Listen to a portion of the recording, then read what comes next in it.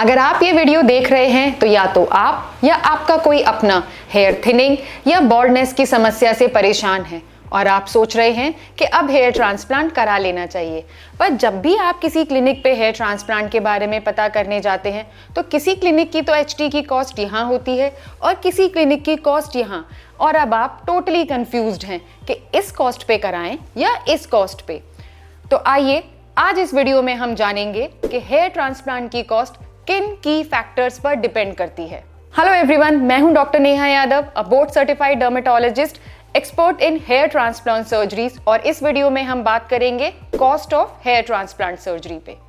तो hair transplant surgery की cost कुछ फैक्टर्स पे डिपेंड करती है। सबसे पहला फैक्टर जो हेयर ट्रांसप्लांट की कॉस्ट को डिफाइन करता है वो है नंबर ऑफ ग्राफ्ट्स, कि कितने ग्राफ्ट आपके हेयर ट्रांसप्लांट सर्जरी में लगेंगे।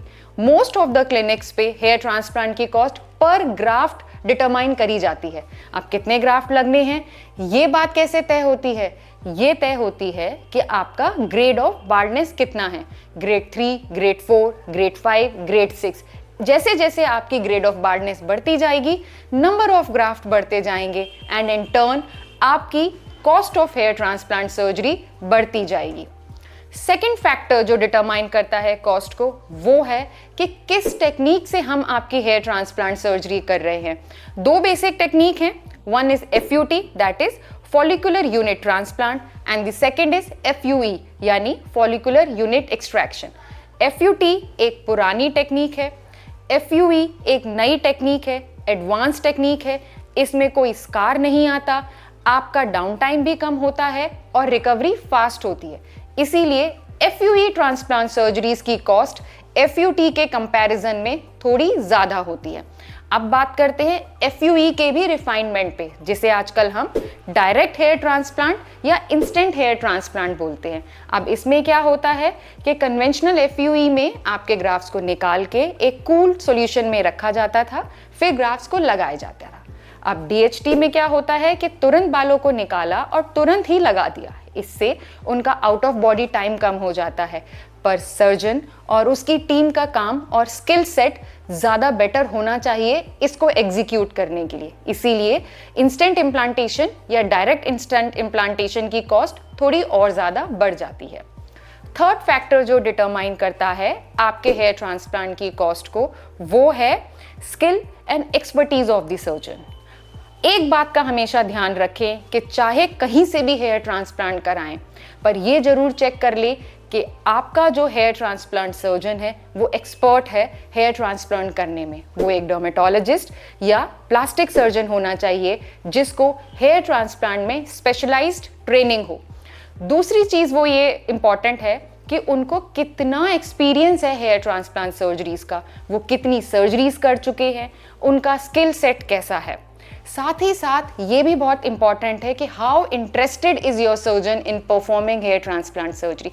ये बात बिल्कुल कॉमन है कि अगर आपका इंटरेस्ट किसी चीज़ में है तो आपका स्किल ज़्यादा होगा और आप रिजल्ट्स भी बेटर प्रोड्यूस कर पाएंगे।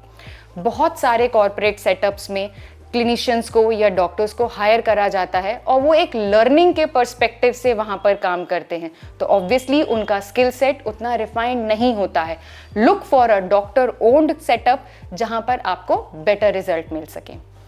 चौथा फैक्टर जो हेयर ट्रांसप्लांट की कॉस्ट को बहुत ज़्यादा इफेक्ट करता है वो है क्लिनिक सेटअप एंड लोकेलिटी और एरिया जहाँ पर आपका क्लिनिक है।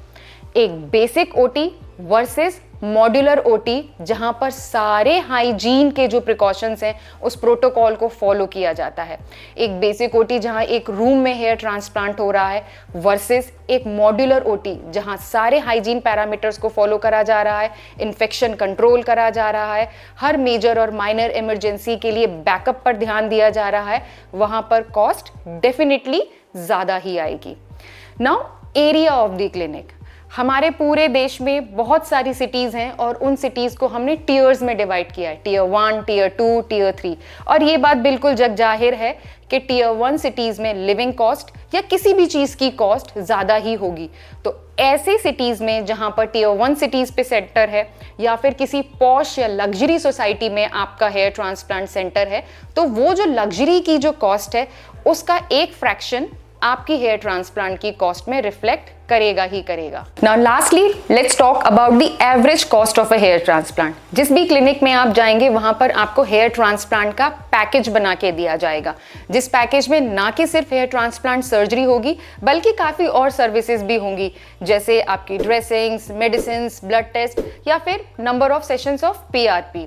अब कॉस्ट कैसे डिफाइन होती है? अधिकतर क्लिनिक्स पे अगर आप देखें तो आप ये पाएंगे कि 20 रुपए पर ग्राफ्ट प्लस माइनस टैक्सेस से लेके 150 rupees per graft plus minus taxes तक आपको कॉस्ट पता चलेगी। से फॉर एग्जांपल अगर 20 रुपए पर ग्राफ्ट की कॉस्ट है और 2000 ग्राफ्ट होने हैं तो आपकी कॉस्ट 40,000 आती है। पर अगर 100 रुपए पर ग्राफ्ट कॉस्ट है और आपके 2000 ग्राफ्ट होने हैं तो आपकी 2 लाख रुपए कॉस्ट आती है। Now days it has become a very common practice कि आपको बहुत सारे क्लिनिक्स में 20,000 30,000 में अनलिमिटेड ग्राफ्ट की सर्जरी का पैकेज मिलता है। पर इस अनलिमिटेड का मतलब क्या होता है? मेरे लिए ये अनलिमिटेड 3000 हो सकता है, आपके लिए ये अनलिमिटेड 5000 होता है। तो कहां से हम ये लाइन ड्रॉ करें कि अनलिमिटेड ग्राफ्ट है क्या? So crux of the matter is कि do not fall for cheap hair transplant. सस्ता है बोल के कई बार ऐसा हो सकता है कि आपकी हेयर लाइन अच्छी ना बने, आपके रिजल्ट्स नेचुरल ना आए और आपको कोई इन्फेक्शन हो जाए।